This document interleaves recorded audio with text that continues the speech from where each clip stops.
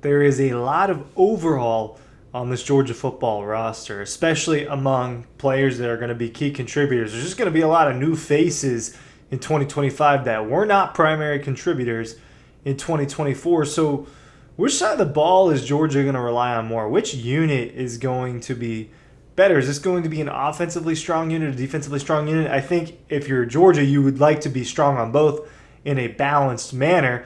The truth is that doesn't always happen. And so, hypothetically speaking here, which side of the ball looks to be stronger heading into this season?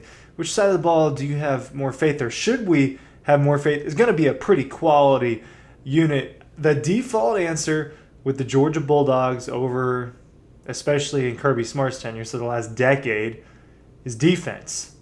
Defense is the default. Hey, they're going to be better. This is going to be one of the handful of best defensive units in college football, right? And while Georgia's had some pretty elite defenses while also having very, very good offenses, they ended up winning national championships when that's the case. It doesn't always match up. When you look ahead at this 2025 Georgia football roster, when I look ahead at this team that we're going to get to see here in just a couple months, not even, less than a couple months, I see an offense that I think is going to be improved from the 2024 offense. I see an offense that I think will produce more explosive plays. And I see a defense that has like a bunch of new faces on it. But I go to the default, and I think that the defense is probably going to be the stronger unit for Georgia this coming season, right? That's the way I just feel like that's my knee-jerk reaction.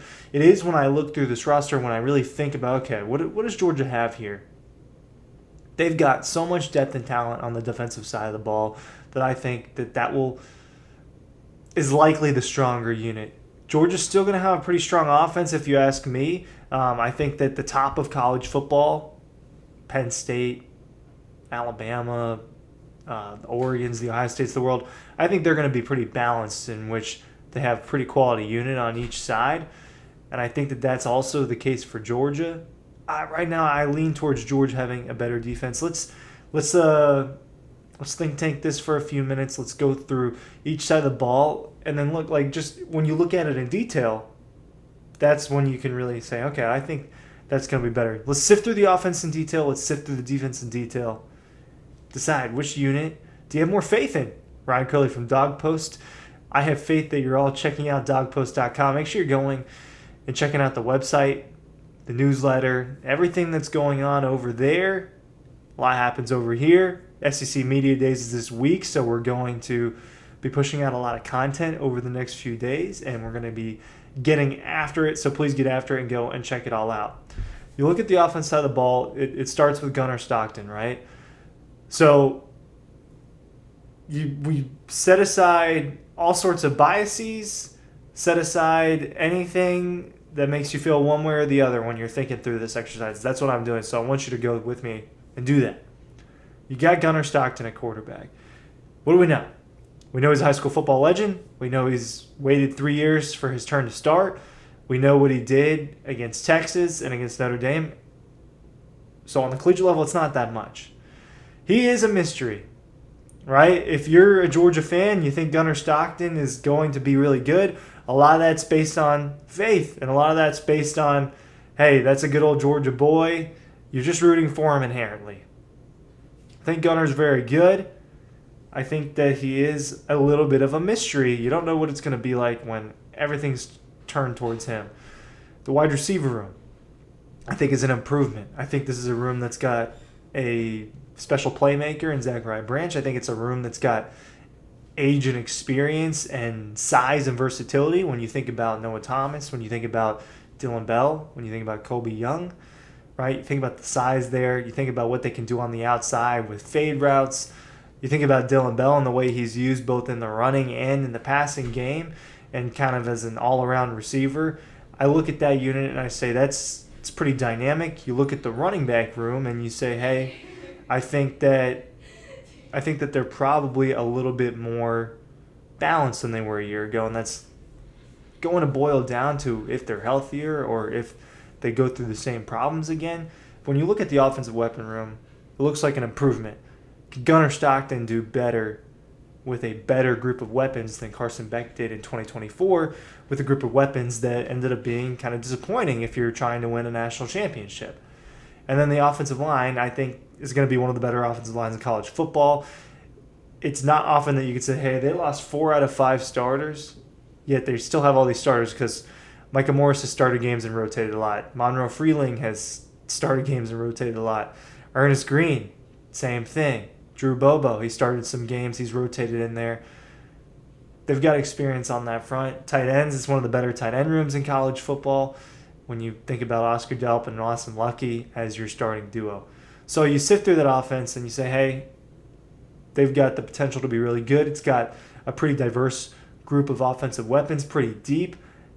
It's just a matter of how good is Gunnar Stockton going to be. I really think it boils down to that a lot. And at the end of the day, when you set aside all your biases, one way or the other, he's a mystery. You don't really know how good he's going to be. And that's what this is going to come down to. And that's where it's fair when you hear criticism of him, right? It may end up being wrong, right? Gunnar may end up going on having a really good year.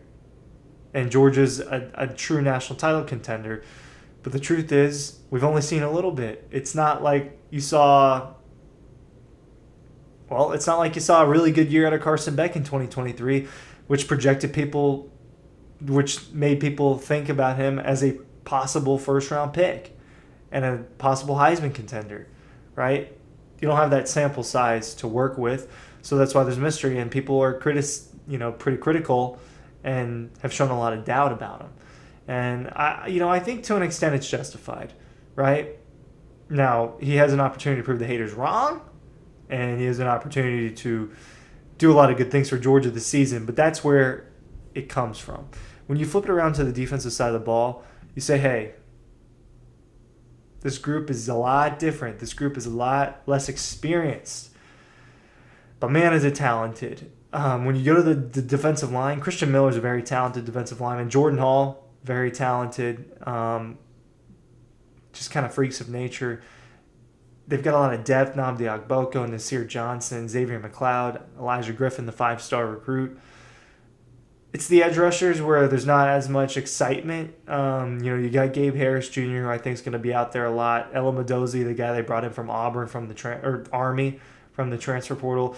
Defensive end-wise, Joseph Jonah Ajonye, I think, is going to be someone that's out there a lot. You've got Isaiah Gibson. You've got Darren Ikanagman. They've got some kind of hybrid defensive end outside linebackers that add depth. But when I look at the secondary, I look at a pretty good group. I look at Dalen Everett and KJ Bolden and Janelle Guerrero as a very talented and very athletic group. When you add in the length of Daniel Harris and the depth that you have behind him with Ellis Robinson and DeMello Jones and really all of the other corners that they got, this is a pretty deep room. They've got 3 safeties they brought in from the transfer portal to compete with Ja'Cory Thomas, to compete with Janelle Aguero. They've got the best linebacker room in college football, if you ask me. I'm not going to change my stance on that until I see something that makes me feel otherwise. But a group just littered with 4- and 5-star guys, particularly that have played, right? Raylan Wilson, C.J. Allen have played. Chris Cole has gotten on the field in significant snaps. I look at this defense and I say, man, there's just so much talent. And think about Kirby Smart. You think about Glenn Schumann. You think about Trey Scott. You think about Travaris Robinson. You just think about this defensive staff, and you think combining that staff with the talent that you have on this football team, it makes it pretty easy to look at it and say, look, I think this is going to be a really good unit. When I flip to the offensive side of the football, I do think it's going to be a pretty good unit. But the problem with the offensive side of the football is there's some mystery there. These guys haven't played together much, and chemistry matters a little bit more on offense in terms of throwing the ball and getting acclimated in that sense. And the fact that Gunnar Stockton, to an extent, is a mystery in the college football world this year, especially for Georgia. So I think